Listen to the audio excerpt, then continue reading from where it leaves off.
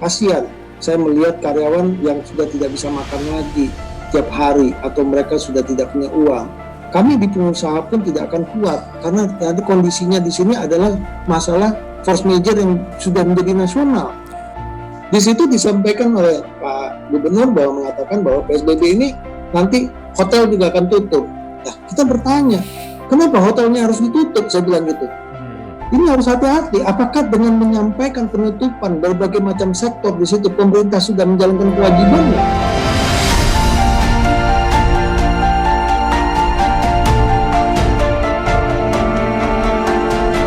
Kalau untuk ini Pak, kalau untuk komunikasi dengan pemerintah sendiri kita nggak usah ke pusat dulu, ke daerahnya aja dulu gitu. Ke gubernur apakah atau ke wali kotanya juga sih. Ada nggak komunikasi yang udah dibangun PRI untuk hal ini? Dan saya baca berita kemarin kan ada beberapa hotel, mungkin puluhan hotel yang sudah tutup karena tidak mungkin okupansi yang terus menurun sampai hari ini dan juga karyawannya juga diliburkan. Itu bagaimana Pak? Jadi begini, kami secara dari organisasi, dari PRI secara nasional itu sudah menyurati seluruh gubernur se-Indonesia. Dan itu boleh kita sampaikan, khusus Sumatera Barat melalui BPD PRI Sumatera Barat, dan kita sampaikan ke gubernur dan kita sisihkan semua ke bupati atau wali kota se-Sumatera Barat yang ada. Kita sampaikan apa yang kita inginkan, kita sampaikan, kita juga mengingatkan. Nah, kita dari PRI Sumatera Barat pun sudah mengirimkan surat. Kita memohon bantuan, tolong yang selama ini kami dijadikan target, dan kita mencetak suksesi untuk PAD di Sumatera Barat, dijadikan satu program dan berhasil. Kita selalu kolaborasi. Dikala kita sakit kemana pemerintah? Kita berharap itu kan itu. Intinya ada di situ. Namun bahasa ini kelihatannya tidak direspon dengan baik gitu loh. Saya apresiasi kemarin dari Pemko Bukit Tinggi, mereka sempat video conference dengan kami, dengan PRI Sumatera Barat. Kita sampaikan keluh kesahnya. Nah, kami sekarang menunggu keputusannya, tapi sudah kelihatan pada saat kita bertemu dengan wakil wali kota Pemko Bukit Tinggi, kita apresiasi bahwa beliau sudah memikirkan itu.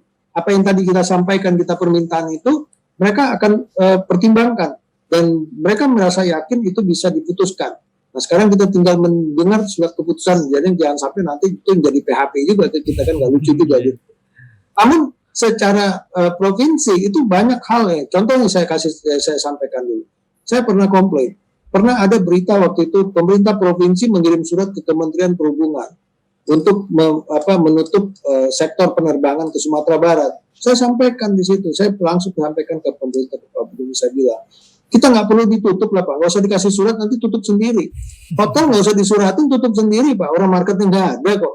Orang pembatasan itu kan kita harus lihat, dari mana segmen market kita gitu loh. Ya kan, waktu itu Pak Wagub juga katanya hoax itu pernah menyampaikan bahwa AirAsia menyurati. Itu juga nggak sesuatu yang nggak perlu. Pada saat recovery, kita mau recovery apa nanti? Kita bergantung dari sektor real. Kita bergantung dari pariwisata. Hati-hati mengambil kebijakan, saya sampaikan. Karena market itu adalah satu alat. Transportasi satu alat. Dia juga akan mengukur kemampuan dia. Kalau load factornya kurang, mereka pasti akan tutup kan. Yeah. Kan banyak seluruh dunia itu pesawat yang hampir collapse gitu loh. Nggak perlu disurat-suratin. Yang kayak gini nggak usah dikerjain, saya bilang gitu. Fokus kepada hal yang signifikan, yang benar-benar menyentuh kepada dampak sosial dan dampak kesehatan. Kita berharapnya di situ gitu loh. Nah, sampai saat ini kita melihat belum ada respon itu. Nah, kemarin ada masalah PSBB bahwa Sumatera Barat akan mengusulkan tanggal 21 April untuk melakukan PSBB secara provinsi. Di situ disampaikan oleh Pak Gubernur bahwa mengatakan bahwa PSBB ini nanti hotel juga akan tutup. Nah, kita bertanya, kenapa hotelnya harus ditutup? Saya bilang gitu. Ini harus hati-hati. Apakah dengan menyampaikan penutupan berbagai macam sektor di situ pemerintah sudah menjalankan kewajibannya? Secara undang-undang jelas loh bahwa pemerintah mengkarantina wilayah juga harus berpikir dampak sosial. Apakah dia siap untuk menyampaikan ke masyarakatnya di sana? Bagaimana mereka membantu sembako mereka seluruhnya udah diperhitungin belum?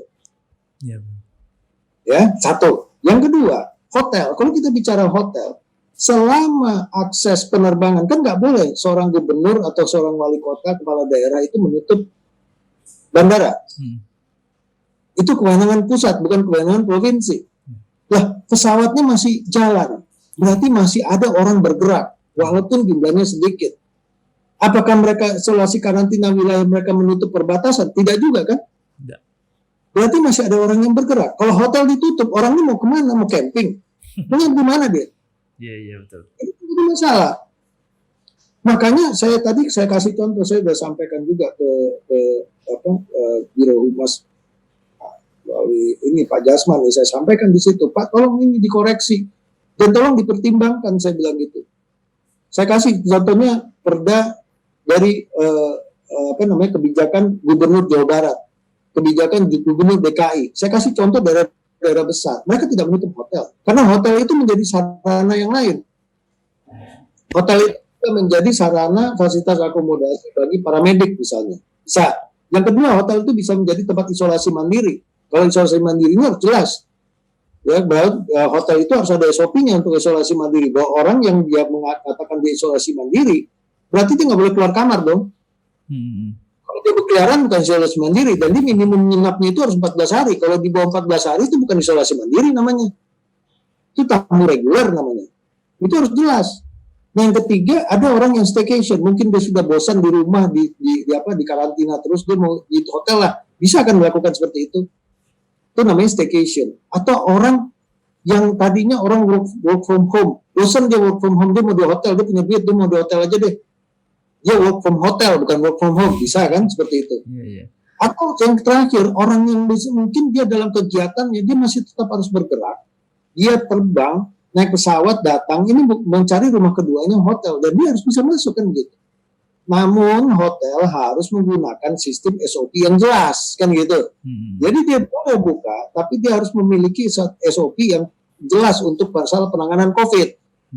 Pertama terhadap karyawan, yang kedua terhadap tamu-tamunya. Itu yang harus paling utama yang harus dikerjakan oleh hotel. Dan kami PHRI pun secara nasional sudah dikeluarkan surat mengenai SOP masalah pandemik ini terhadap karyawan, jadi standar minimum. Kemudian hotel mengembangkan masing-masing sesuai dengan pasarnya masing-masing kan gitu. Jadi sudah ada. Jadi tidak ada alasan di situ pemerintah harus menutup. Kalau ditutup, nanti nasib orang-orang yang nanti dari dari pergerakan dari bandara atau dari perbatasan yang masuk dari luar daerah ini, mereka mau kemana? Apakah pemerintah sudah berpikir ke arah sana? Itu pertanyaannya kan gitu. Mungkin itu yang bisa saya gambarkan. Jadi hati-hati dalam mengambil satu kebijakan ini harus dipertimbangkan dengan berbagai macam sektor. Jadi kadang pemerintah berpikir pengusaha ini orang yang duitnya tanpa terbatas. Berpikirnya seperti itu. Kali ini nggak ada orang yang punya pengalaman dalam khusus kasus pandemi. Jadi dia mau punya usaha di luar Sumatera Barat, di Sumatera Barat dia punya 10 usahanya, pasti kolaps. Kenapa? Karena semuanya secara nasional kita terkena isolasi. Jadi pengusaha itu nggak akan ada yang kuat panjang. Ya kan, belum lagi nanti dia membayar suatu kewajibannya dengan perbankan. Nah ini harus dipikirin. Jadi kalau misalnya dia mengeluarkan lagi menutup kebijakan ini, ya pemerintah sudah siap apa belum? Kita tanyakan itu. Jangan sampai nanti para pekerja pariwisata, coba bayangkan. Contohnya saya lihat kan, saya pekerja hotel tuh HPI lah, yang guide ini. Mereka bekerja tiap hari itu untuk mencari makan tiap hari. Bagaimana nasib mereka sekarang? Masih bisa diisi nggak perutnya? Apakah mereka punya tabungan untuk itu? Pernah nggak kepikiran oleh pemerintah terhadap ini? Tapi nggak bisa dibedakan juga pekerja pariwisata yang selain yang hotel dan restoran juga. Kemana mereka mau makan sekarang? Coba bayangin. Apakah pernah terpikir tingkat kemiskinan ini bertambah karena masalah ini? Jadi safety net jangan dipakai data suatu keadaan normal. Safety net itu juga harus dipikirin orang yang terkena unpaid leave. Nah itu baru fair di situ pemerintah gitu. Oke, siap. Nah jadi kalau dari PRI sendiri sudah ada komunikasi dengan pemerintah. Nah kalau kita beralih ke hotel sendiri Pak, kan ada sekitar 26 hotel kalau nggak salah saya udah tutup ya di Sumatera Barat sendiri. 30 sekarang. 30 ya? Oh, udah nambah lagi ya Pak. Nah itu kalau untuk yang karyawannya sendiri apakah itu tidak digaji atau bagaimana Pak? Kalau untuk dari kebijakan hotel sendiri apakah itu diserahkan ke hotel itu sendiri? Dan yang kedua mungkin mengenai bagaimana penerapan social distancing atau SOP-SOP yang ada di hotel itu sendiri Pak? Jadi pertama begini, Untuk dalam kondisi sekarang kan hotelnya saya sampaikan tadi update-nya udah 30 hotel yang tutup di saat ini. Nah, kondisi hotel yang tutup ini status karyawannya seperti apa? Ada perusahaan-perusahaan yang masih kuat membayar setengah dari gaji karyawan. Tapi ada juga yang sudah tidak membayarkan gaji karyawan tersebut lagi. Jadi itu namanya unpaid leave. Statusnya seperti itu. Kalau yang masih buka pun, itu saya sampaikan tadi, bahwa gaji mereka juga nggak penuh. Mungkin gaji mereka cuma setengah-setengah. Kenapa? Karena dia harus berbagi. Karena jumlah karyawannya kan disusutin. Disusut, tidak ada daily worker dan segala macam. Akhirnya mereka kerjanya mungkin 1 bulan itu cuma 14 hari atau 10 hari. Seperti itulah. Bergantian.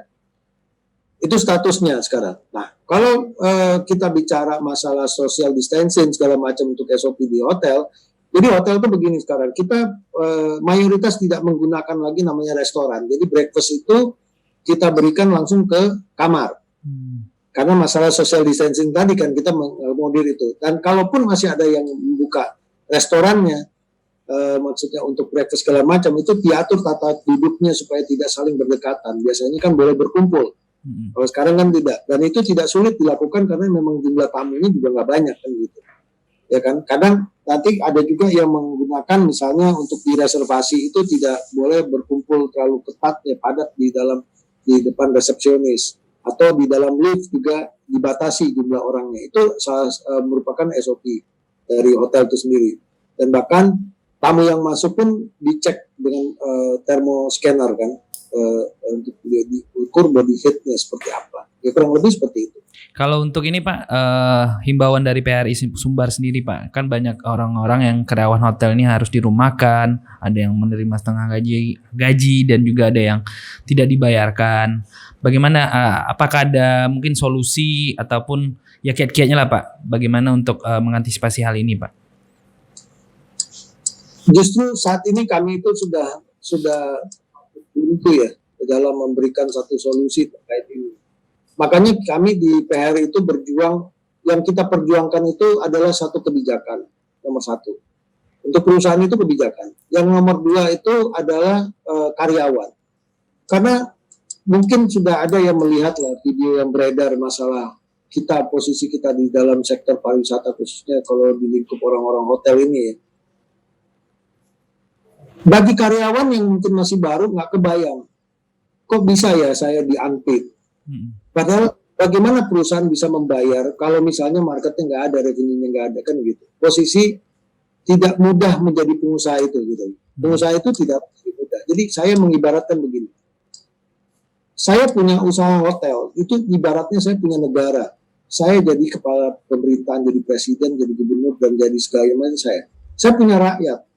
Rakyat saya itu adalah karyawan. Karyawan saya ini, rakyat saya ini dia butuh sehat dan butuh makan kan begitu. Otomatis untuk sehatnya saya kasih dia program benefit seperti BPJS Ketenagakerjaan dan Kesehatan yang mengcover untuk keluarganya. Untuk ekonominya, untuk dia makannya, dia diterima gaji kan begitu.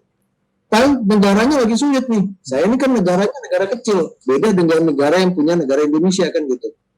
Ya kan. Kalau saya negara kecil ini, saya melihat negara saya ini udah kolaps. Karena pendapatannya PAD sama sekali sudah nggak ada lagi.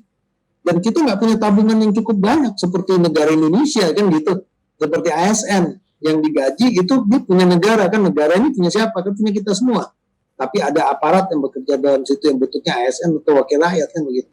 Nah kalau di kami, kekuatan kami itu karena negaranya sudah nggak ada pendapatan lagi. Dari mana kita mau lakukan ini? Kita mau minjem ke bank. Sementara usaha kita aja masih ada tanggung jawab dari modal kerja kita atau kewajiban kita terhadap perbankan. Bagaimana kita mau minjem lagi? Yang ada aja kita sudah minta dicutikan pembayaran bunga dan pembayaran pokoknya. Yang gitu.